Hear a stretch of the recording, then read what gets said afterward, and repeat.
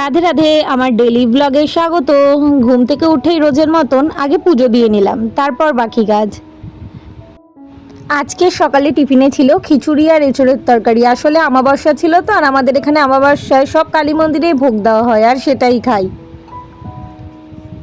আর ইদানিং যে বলেছিলাম আমার যে কি মাথা ব্যথা শুরু হয়েছে, কি জানি এই রোগটা আবার কোথা থেকে এলো, সারাটা দিন মাথা যন্ত্রণায় পড়ে থাকি।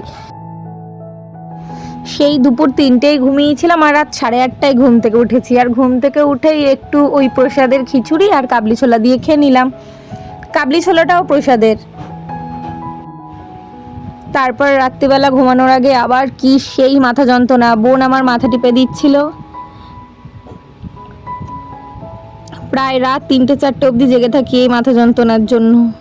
ইদানিং এত কষ্ট হচ্ছে এই মাথা যন্ত্রণায়। বোন টিপে দিচ্ছিল বলে একটু রিল্যাক্স লাগছিল। এভাবেই একটা দিন শেষ হলো। রাধে রাধে, বাই বাই, দেখা হচ্ছে আবার পরের একটি ব্লগে।